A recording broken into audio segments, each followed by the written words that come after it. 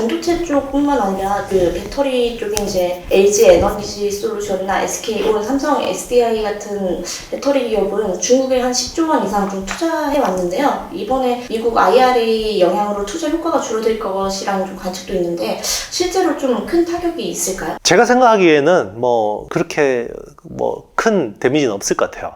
일단 이제 미국에 있는 전기차에다가 배터리를 팔아먹으려면 미국 내에서 생산을 해야 될 겁니다. 그래서 지금 뭐 미국에 투자하는 것들은 이제 미국 그쪽이나 아니면 적어도 USMCA라고 그러죠. 이제 나프타가 해체되고 USMCA 구조가 됐는데 최소한 이제 멕시코나 이런 이제 캐나다 쪽 이런 데다가 이제 광물 공장까지 만들어야 될 것 같고요. 대신에 뭐 유럽이나 다른 지역에 파는 것들은 중국에서 생산해서 뭐 해도 될 것 같습니다. 뭐 아직까지 유럽이 이렇게 중국에서 생산한 배터리에 대해서 뭐 제재를 하고 이런 흐름은 없거든요. 그래서 일단 투자해 놓은 중국 팹들은 이제 그렇게 활용을 하는 게 필요할 것 같아요. 네, 이렇게 반도체를 두고 미중 신냉전이 좀 가열되고 있는 가운데 시진핑은 3년임에 성공했고 뭐 이제 상하이당이나 태자당 등은 또 모든 상임위원회에서 물러나면서 완벽하게 독재 체제가 완성이 됐는데요. 그래서 약간 중국이 좀 더 반도체에 대해서 좀 심하게 반격에 나설 가능성도 높다고 보이는데 향후 미중 반도체 분쟁은 좀 어떻게 전개될 거라고 보시나요?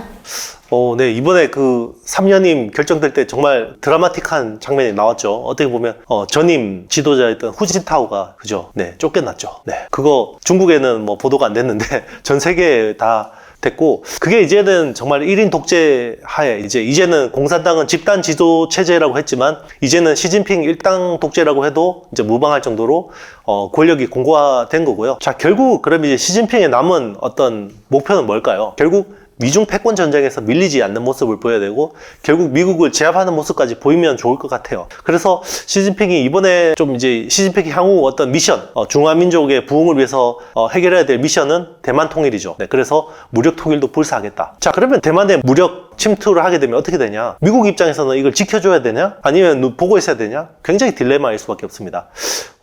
일단 그냥 지켜보고 있자니, 자, 대만의 TSMC가 중국으로 그럼 편입이 돼버리죠. 그럼 미국의 반도체 산업 주도권이 없어지는 거거든요.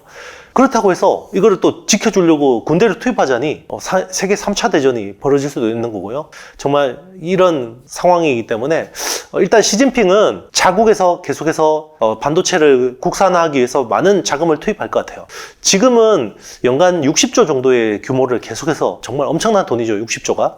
60조 정도를 계속해서 쏟아붓고 있는데 이제 향후에는 250조씩 쏟아부을 계획입니다. 6년 동안 250조 투자하겠다는 계획을 발표했고요. 자, 그러면 돈은 있는데 장비는 못 사고 어떻게 하냐? 정말 괴물 같은 반도체들이 나올 거예요. 정말 이상한. 원래 반도체라는 게 PPAC라고 하거든요. 퍼포먼스하고 파워하고 에어리어 그리고 코스트가 정말 중요한 요인이거든요. 그러면 성능은 좋아야 되고 전력 소모는 적어야 되고 공간은 적게 차지해야 되고 코스트는 낮아야 되지 만들 수 있는 게 반도체인데 중국은 이런 거 무시하고 만들 거예요. 아마 이런 거 무시하고 만들어서 자국 세트에다가 적용을 할 겁니다. 자, 여러분들은 이제 앞으로 그런 프랑켄슈타인 같은 반도체를 보게 될 거고요. 중국은 그걸 가지고 자력갱생을 할 겁니다. 네, 하지 않으면 정말 미중 패권 전쟁에서 밀릴 수밖에 없고 패권 전쟁에서 밀리면요. 그 정말 일본의 잃어버린 30년처럼 비참해지는 거거든요. 중국도 그걸 알고 있어요. 이게 패권 전쟁은 한쪽이 뭐 이렇게 해서 대충 양보하고 이렇게 되는 게 아니에요. 한쪽을 죽여야 됩니다. 네. 그렇기 때문에 중국도 죽지 않으려면 반도체를 반드시 국산화할 거다. 해킹을 해서 기술을 가져오든 밀수를 해서 뭐 노광 장비를 가져오든 자 무슨 짓이든 할 겁니다. 중국의 반도체 간격과 좀 더불어서 중국의 글로벌 타임즈는 이제 미국의 반도체 수출 통제에 맞서서 히토류 수출 통제도 해야 된다고 주장도 하는데요. 이게 좀 현실화될 가능성이 있을까요? 예전에 센카쿠 열도죠. 네, 그거 때문에 이제 영토 분쟁 때문에 그때 중국 어선이 그죠? 민간인이라고 하지만 사실상 그 중화인민군대 아니었나, 군인 아니었나 이런 이야기도 있는데 그때 막 그 영토 분쟁 때문에 난리가 났었죠. 그때 일본이 선장을 억류를 했었거든요. 그때 중국이 어떻게 했냐면 히토류를 가지고 일본을 때렸어요. 그때 일본이 한 달인가 견디다가 항복했거든요. 네, 히토류가 정말 산업의 비타민이라고 할 정도로 중요한데 자, 이거를 그러면 중국이 미국한테 쓸 수 있을까? 아마 쉽지 않을 겁니다. 네, 제가 생각했을 때는 당장은 효과적일 수 있는데요. 이게 미국한테 큰 데미지를 주기 쉽지 않다고 보고 있습니다. 지금 대부분의 히토류가 중국에서 많이 생산되고 있는데 이 히토류가 없어서 생산하는 거냐? 아니에요. 히토류를 생산하면 많은 오염물질들이 배출되기 때문에 호주나 미국이나 캐나다 같은 데서 안 할 뿐이지 실제로 채굴을 하려고 하면 이런 나라에서도 할 수 있습니다.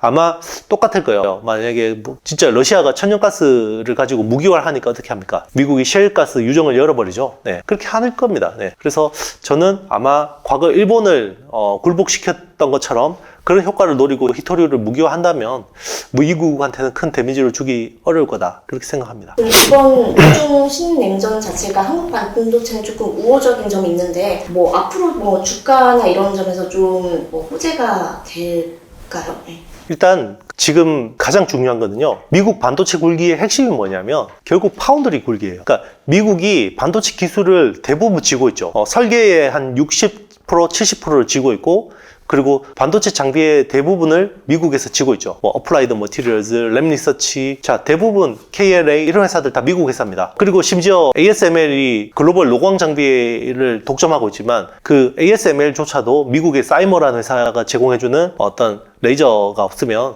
만들 수가 없거든요.